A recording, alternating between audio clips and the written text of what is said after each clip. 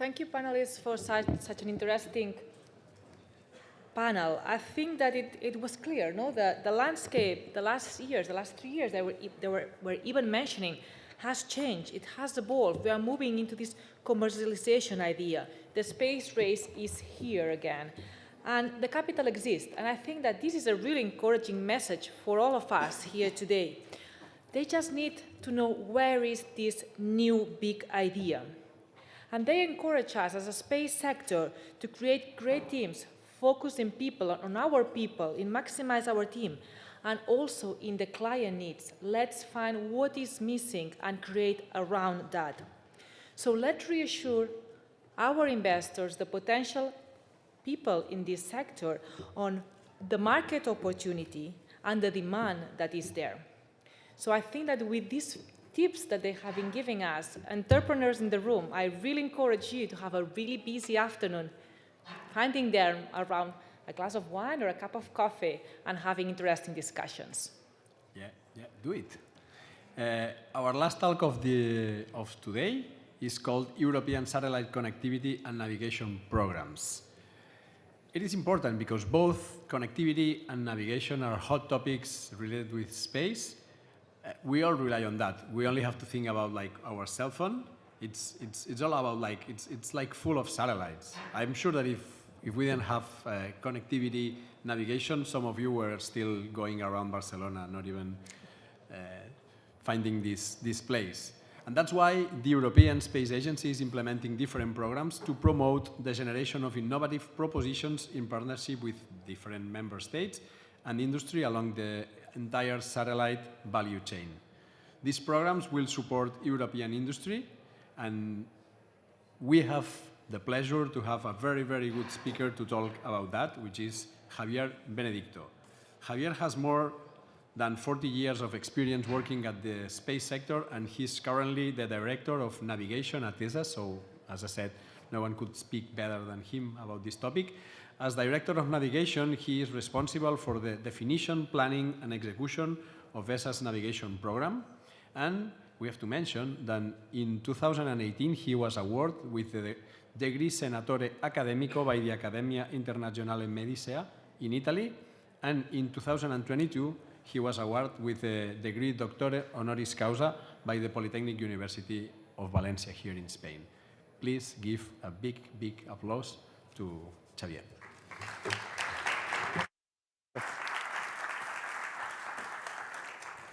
Thank you very much. Good afternoon again. I'm really glad to be with you. And I will be talking about infrastructure, which is very much complementary to the talk just before, because infrastructure is enabling the commercialization of services. And we need to have robust and performant, competitive infrastructure. And this is very much the focus of what we're doing at the European Space Agency, working with partners at industry, operators, European Union, in order to reinforce the competitiveness of Europe in the world of satellite connectivity and satellite navigation. I will be talking about connectivity first, and this is the portfolio of programs we are pursuing in ESA on SATCOM. And those are activities which are covering a variety of areas. ARTES, which is Advanced Research for Telecommunication Systems, is a well-supported program. It stays there for more than 20 years. It is really an instrument to foster the competitiveness and growth of European industry and operators in the field of SATCOM. And it is a program which you can actually use in your activities in a very flexible way. You can propose activities. You can also answer to calls that we are issuing, addressing always the game changers, the key technologies that will in future be integrated in the systems. We have, at the Ministerial Conference in November last year, also approved the 3 new programs of SATCOM for ESA. One of them is called Civil Security from Space. It is a small program, but nevertheless very important from a strategic point of view. And it is addressing the downstream market of using satellite infrastructure and services for the purpose of providing support to governments and civil agencies in addressing safety and crisis situations. So that program is really a new one, and I invite you also to have a look at the profile of the program and to propose activities in this context. Iris Square is a program which is initiated by the European Union, as you know. ESA is contributing to that. We have a significant share of funding in the program. We have signed a contribution agreement with the European Union, and we will be acting as the qualification authority for the system development, and we hope that the activities will start next year. I will be talking a little bit more about Iris Square in a minute. And Moonlight is also a very attractive initiative. The purpose is to bring connectivity and satellite navigation in order to support exploration around and on the surface of the moon. This is the portfolio of partnership programs which we have implemented over the years, and although the view graph is very small, the purpose here is just to demonstrate that we have, for the past 20 years, produced a large number of partnership projects in the field of satellite communications and connectivity, ranging from very small satellites to very large platforms, which have been very successful in the geostationary market. European industry, Thales and Airbus in particular, and OHB as well, have sold many satellites around the world, supporting the activities of European but also international operators. But we have to look ahead and actually try to understand what is the dynamic of the market and what do we need to do as Europeans in order to position ourselves in the future and remain competitive. From the left to the right, you see in the first place a trend, which is that of satellite constellations being deployed. Why is that possible now, and it was not possible 20 years ago? Simply because technology is at a price which is affordable, and there are many private investments which have actually approached this opportunity and are implementing very aggressive projects. This is driven by a growing demand of satellite connectivity in complement to terrestrial systems, and it is addressing a variety of services up to broadband communication. But we also see the raising of interest by multinational corporations, for instance, Apple, who are getting very interested about embedding satellite connectivity into their phones. We will see that later. And we see a number of new industries and vertical organizations, which are like Starlink in particular, or Amazon Kuiper program, that are approaching the business from a completely different point of view. And this is actually something we are reflecting upon in Europe, because we do not have this verticalization of industries in Europe. If I take the example of Starlink, this is a company which is addressing all the aspects of the chain of value in setting up a such service, from the system design to the building of the satellites, deployment of the ground segment, development of the ground equipment, and the commercialization, marketing of the services. So all the value chain of the system is addressed within one single company and actually decided by one single person. So this is extremely effective, and it really makes a difference today in the world. But there are also trends related to the market, and the first one I wanted to underline is the connected mobility. We are in a society of mobility. This is really the evolution of our society. We all want to move around, we want to be connected all the time, everywhere, and therefore we have seen a proliferation of connectivity means. I'm very proud to be a telecom engineer.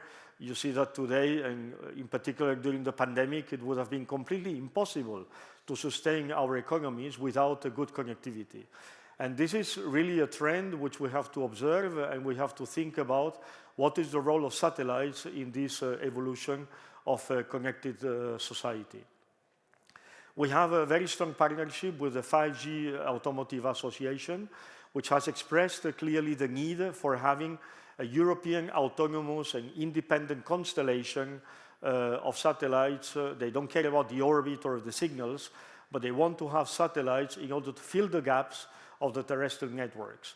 And although those gaps are not very important in percentage, they consider it to be essential in terms of providing the necessary quality of the service and continuity across the European territory. And this is a topic which we are paying very much attention to. It is connected also with the integration of a non-terrestrial network, satellite with terrestrial infrastructure, 5G, 6G operators in future. It is about standardization of the signals and the services, and it is an area where connectivity is also very much associated with the PNT, positioning, navigation, and timing. This is also a trend which we are observing and is really essential in what we are discussing, which is I think it was introduced just a minute ago.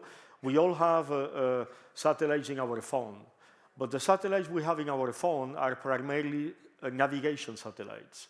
Very few of your handhelds have satellite connectivity today in the phones. And if they have it, it is a very last model of a smartphone, and it is addressing SOS or messaging services of very low data rate. So smartphone satellite connectivity is coming, starting with messaging and supported to Internet of Things applications. This is going to be the first market segment. But what is coming next? We see the advent of very concrete examples of new players in the field of SATCOM, SpaceX with the Starlink, with over a number of thousands of satellites already being deployed, a couple of millions of customers worldwide, break-even just about, expanding into new markets.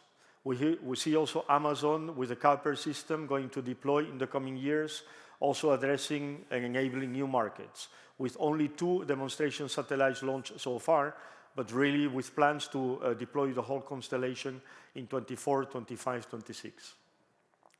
We see Globalstar, which has been procured by 85% by Apple, referring to the point before, and this is actually providing emergency SOS via satellite into your Apple telephones.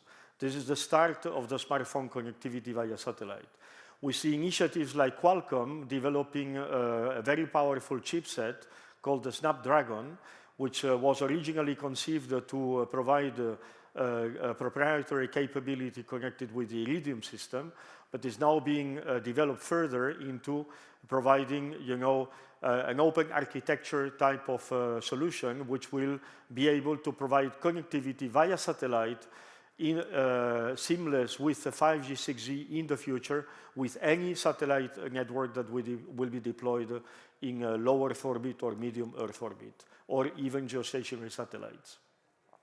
And we see other very ambitious initiatives like AST Space Mobile, which you see on the left. This is a satellite which is absolutely gigantic in terms of the size of the antenna they are deploying. What they are trying to do is very simple. They're trying to replicate from space what you have today through one of the 5G towers, which is connecting with your smartphone, in order to bridge the gap between maybe a couple of kilometers away between your smartphone and the 5G tower. You have to bridge the gap with a tower which is now at 400, 500 kilometers in space. So you need a very large antenna in order to have the necessary sensitivity to receive the signals from the smartphone and to have the necessary power flux density on ground in order to receive the signal in your smartphone with a very low gain antenna. So the technology challenge on the space segment in order to reach the smartphone is really crucial. And we need to address that in Europe. And eSpace, finally, is an initiative which has been recently established in Europe. It is an initiative that was at the origin of other systems like O3b. And this initiative is addressing the Internet of Things connectivity through a constellation which is also under development. But in the field of satellite connectivity, we also have very strong institutional initiatives. And in the US, you have the Space Development Agency initiative, which is consisting of a multi-constellation or a multi-layer type of system. In this one, I am addressing only what they call the transport layer. This is really a government program, which is equivalent to Iris Square in Europe. And this program is really also fostering and subsidizing the development of technology, massively subsidizing technology in the US. And it is something which is consolidated by industry and operators in the US in order to develop SDA transport layer, but also commercial initiatives. And in Europe, we have the equivalent, which is IRIS Square. IRIS Square is a program which exists only on paper today. It is a very strong initiative from the European Union, which we support fully from the European Space Agency, and I think it is fully supported by the 27 European member states. It is something which is actually very much necessary. The consolidation of the SATCOM market worldwide is forcing actually the various stakeholders and players to join forces in order to address the challenges which are in front of us. If Europe doesn't engage into IRIS Square and similar initiatives, we will see in future the influence of European solutions and systems decreasing worldwide. So this program is absolutely essential, and we have to grab the opportunity. You see that we need to establish IRIS Square as soon as we can. The target to start deploying or delivering services is 2027, 2028. The contracts will be placed in the beginning of next year. As a matter of fact, as we are speaking today, we are finalizing all the documents in order to release the request for best and final offer from industry in order to support this program in the future. You know that this program is supported by a group of industries and operators in Europe, but it will expand to the full European supply chain at the level of equipment and service providers. It will really be a truly European-wide European initiative. We are also addressing the advent of new technologies, which will play a very important role in the future of SATCOM.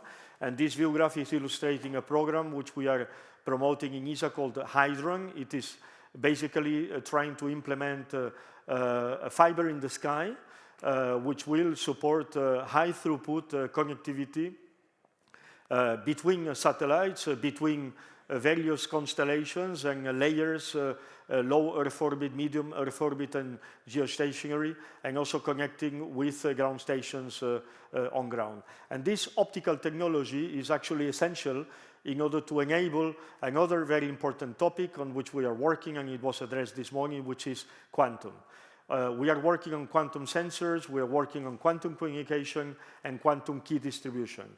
And we do it in ESA through, at the moment, one program called the Eagle-1, which will be the very first European satellite to test and demonstrate the distribution of quantum keys in order to be able to interconnect far distant places with the quantum keys. And this program will be followed by another one called SAGA, which will implement the first operational infrastructure of quantum key distribution. And these two initiatives are very much integrated in a European initiative called the Euro Quantum Communication Infrastructure, EuroQCI, to which ESA is the design authority, and we're going to work with the Connectivity Directorate and the DEFIS Directorate in the European Commission in order to implement this program. Now, let me now move to satellite navigation. We have developed or defined in Europe a satellite navigation strategy more than 20 years ago. I think we have succeeded in implementing the strategy today. We have to be proud to have two of the best systems in the world. The first step was EGNOS. EGNOS is about augmenting GPS and is now being evolved in order to augment also the Galileo constellation. EGNOS is about providing satellite navigation to safety of life applications. And we have today in Europe more than 1,500 airports which are equipped already with EGNOS technology. Basically, all the space aircraft models are equipped in their flight management systems with EGNOS technology, and it supports all the phases of air navigation from airport operations to en route and approach and landing. EGNOS is going to be used in the future also to support rail traffic and maritime traffic. We have to make a few adaptations of the system, but this is a very successful technology. And Galileo is the European-initiated global satellite navigation system equivalent to GPS. It is today the most accurate system in the world. It is fully operational, 28 satellites in orbit, 24 operational, providing services as we speak to more than 4 billion users in the world. I can bet that all of you have a smartphone in your pocket. All those smartphones are equipped with Galileo. And Galileo is providing for a variety of services on top of what GPS is delivering, which is providing added value. And I'm talking about high accuracy services and authentication services, which are very important in order to determine with integrity your position and your location.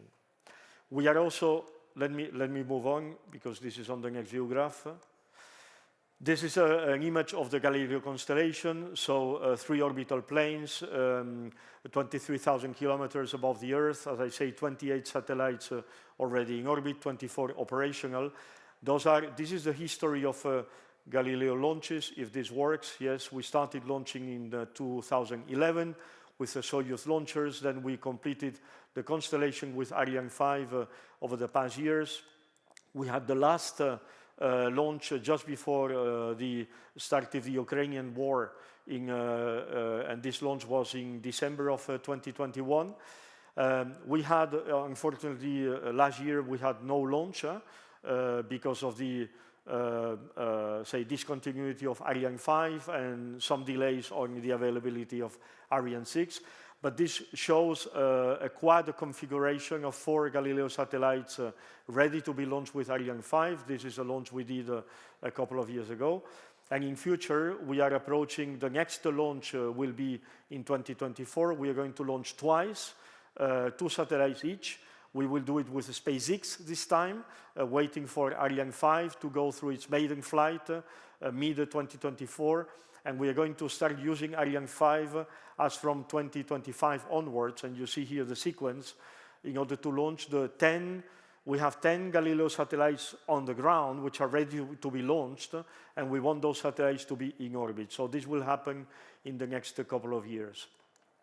We are also, going back, we are also developing the second generation of Galileo, which is going to consist of more powerful satellites, fully regenerative, fully reconfigurable from ground, implementing satellite digital radio transponders, which will allow us, as we were explaining this morning, to reconfigure the satellite fully from ground in order to adapt the satellite performance and the type of signal to the services that will continue to evolve in the coming years, but also to adapt to the security framework, which, as we discussed this morning, is also a very important challenge.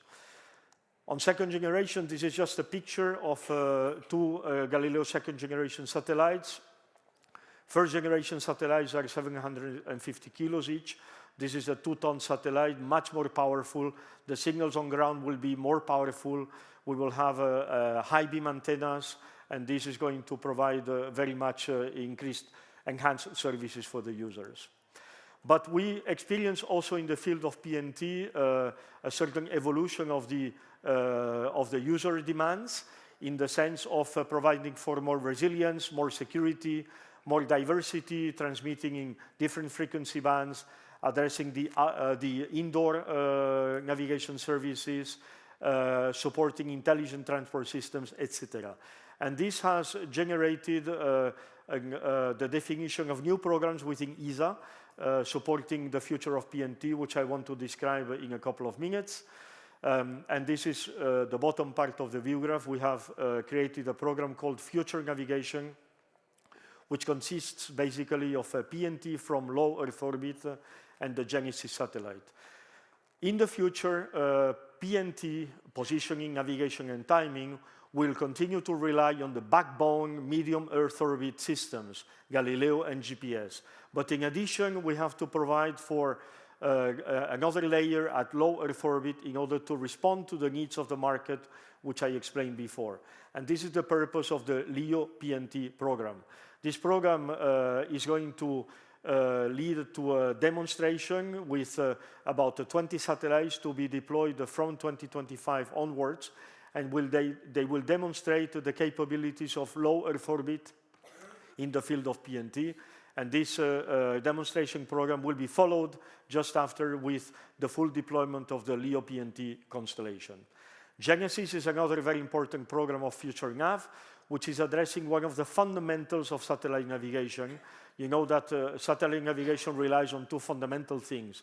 It's the knowledge of time and the geodetic reference of the deployment of the ground segment and the knowledge of the accurate location of the satellites. So we need to have a very accurate geodetic reference frame in order to navigate with high accuracy. And this is the purpose of the Genesis mission. Genesis will embark for the first time 4 instruments that will be able to bring the accuracy of the determination of the geodetic reference frame down to a fraction of a millimeter worldwide. And this will be really a breakthrough that will improve not only Galileo, but all satellite navigation infrastructure around the world. And finally, 1 minute on Moonlight. This is really an exciting program, which we are triggering from the European Space Agency. It is a service-driven program. The infrastructure is not what matters, but we want effectively to deploy communication and satellite and navigation satellites around the moon in order to support the exploration programs of Europe, but also our international partners in the US, NASA, in Japan, JAXA, and we are also in discussions with ISRO in India and United Arab Emirates and others in order to join the Moonlight program. At the end of the day, what we want to do is to deploy around the moon an open architecture of systems, because obviously NASA will also deploy their own satellites for communications and navigation, but we want to standardize those systems in order to be able to be complementary and to support all the missions that will fly on and around the moon in the coming years. And my last view graph is this one. It is a connection with the presentation of Geraldine Najat this morning. It is the Zero Debris Charter of ESA. This is absolutely fundamental, and it is very much connected with both connectivity and satellite navigation. You see that the future is made of constellations, which means hundreds, eventually thousands of satellites. We need to do it in a responsible way. We have to deploy many satellites, but we have to be able to reduce down to zero the debris in orbit. It means we need to invest, we need to design the deorbiting and graveyarding and re-entrance of satellites into our systems. This requires technical solutions, it will require investment, and ESA is acting on behalf of Europe as a champion of this initiative around the world, and we are actually trying to lobby all the stakeholders around the world on deploying constellations in order to sign off for this charter, because we think it's very important in order to protect the space, which is for everybody. So with this, I wanted to close my presentation, and thank you very much for your attention. It was really a pleasure. Ha sigut un plaer, moltes gràcies i molt d'èxit amb la conferència.